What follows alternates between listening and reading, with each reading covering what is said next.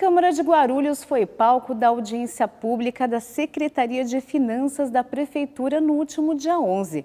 O secretário da pasta, André Castro, falou sobre o orçamento municipal do último quadrimestre de 2014.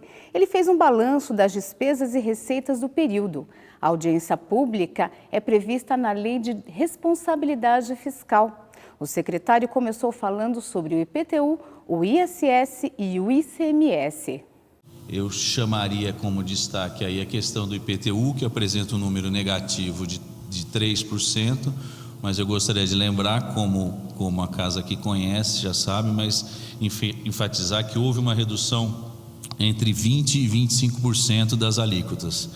Então você teve uma redução de 20% a 25% e uma queda de 3%.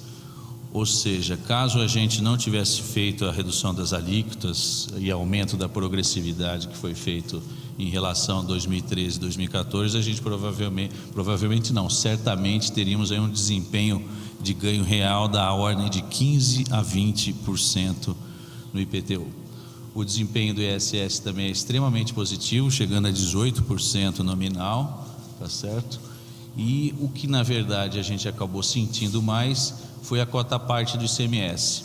A gente teve aumento na participação, ou seja, no cálculo da participação foi aumentado e, no entanto, a gente teve um crescimento de apenas 1,5% nominal, o que vai dar um crescimento real negativo. Esse é o grande impacto negativo para as finanças do município no que diz respeito à receita. O secretário destacou que, mesmo com redução nas alíquotas de IPTU, a arrecadação foi satisfatória. Por que o IPTU eu consigo fazer com que o IPTU, mesmo ele caindo, isso foi até uma de discussão à época com a sociedade civil, como é que eu consigo manter o IPTU num patamar praticamente estável, fazendo redução das alíquotas, né?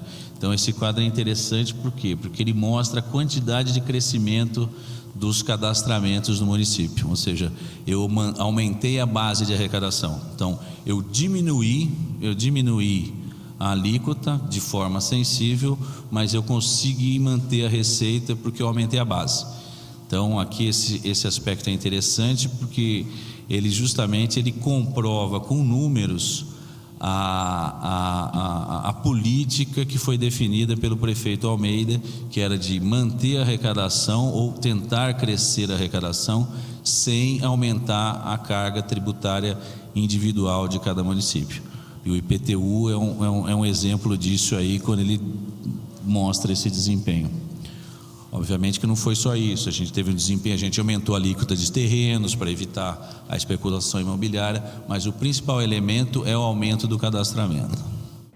Com relação às despesas, André Castro disse que a principal preocupação é o pagamento de pessoal e que isso tem limitado os investimentos que ficaram abaixo do esperado. Em termos de despesa de pessoal, você conseguiu fazer em 2013 um controle mais restrito, em 2014 você já volta a ter uma pressão destacada no quadro de pessoal, tá certo? O aumento de despesa de pessoal somado à queda de arrecadação, eu vou ter o que eu chamaria talvez o número não tão positivo do município, é você ter uma queda na sua capacidade de investimento.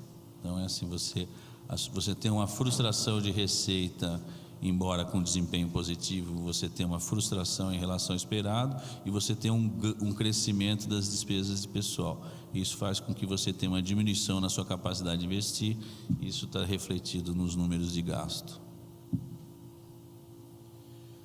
Para ter uma ideia de participação, só para ter uma questão, pessoal é a grande despesa e investimento está na ordem de 5%.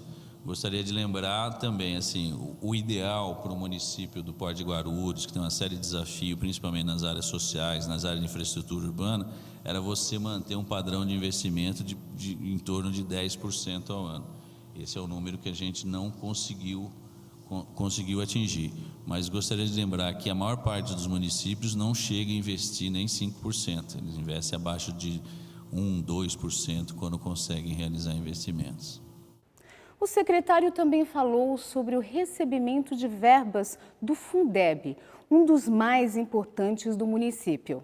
A gente também tem destaque no recebimento de verbas, ou seja, uma política do município que foi muito bem estruturada, e eu estou falando isso de longo prazo, são os repasses do Fundeb. Quanto mais você atinge o atendimento ao público, maior é o seu repasse do Fundeb. O Fundeb ele é composto por retenção e a contrapartida é o repasse. Se o seu atendimento cresce, seu repasse aumenta. Se o seu atendimento cai, seu repasse coloca.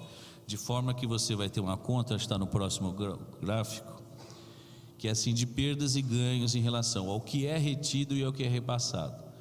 Como vocês podem observar, se eu for olhar na coluna final, você vinha num quadro de negativo em relação ao que era retido e ao que era repassado, porque você não estava atingindo a demanda, e você reverte isso a partir de 2009.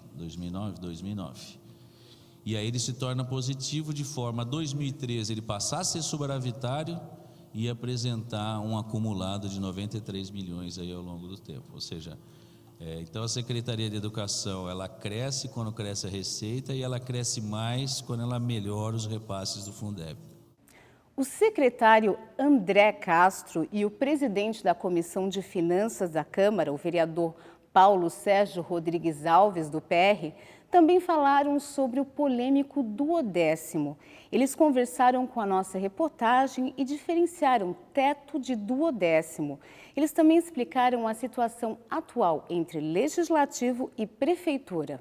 A questão do duodécimo, precisa ficar claro que ele é absolutamente cumprido dentro do que a lei prevê. A lei prevê que você fixe o duodécimo. O duodécimo são parcelas mensais, ou seja, então é obrigação que o Legislativo fez de todo mês fazer a transferência com base na receita que foi apresentada na LOA. Isso sempre foi cumprido e continua a ser cumprido.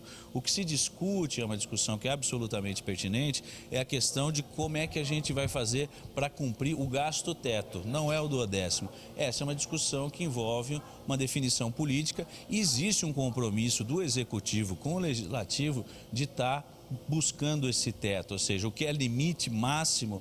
O nosso compromisso político do Executivo, que o prefeito nos delega, é para sempre tentar atingir esse limite máximo, porque a Câmara de Guarulhos também é muito exigida, o prefeito conhece a situação da Câmara. Então é uma relação que a gente entende assim, que é uma relação política, que é uma relação muito respeitosa, só que ela foi mal colocada aí, alguns confundiram duodécimo com teto. Isso não pode, isso obviamente que a gente vai estar aqui para esclarecer assim que for dada a oportunidade. A lei, é claro, o duodécimo da Câmara, ele estabelece o seguinte, um limite de até 4,5% do orçamento do município. Isto é o que compete ao Legislativo. O que acontece? Então existe até 4,5% dentro da estimativa orçamentária fixa, entendeu, um valor, que foi de 82 milhões, entendeu, né? Ao longo desse ano. O que acontece? O que houve aí foi um acordo que teve de mais 11 milhões diante das despesas fixadas do Legislativo, e talvez que isso aí, entendeu, não houve o cumprimento. Esse é o que é o acordo feito, é o termo de ajuste que foi feito do Legislativo e Executivo. Não podemos falar do duodécimo. O duodécimo foi devidamente repassado. Agora, o termo de acordo, que parece que não houve o cumprimento, e nós vamos analisar, né? Vamos analisar melhor isso aí. Então não há de se falar primeiramente em duodécimo não repassado.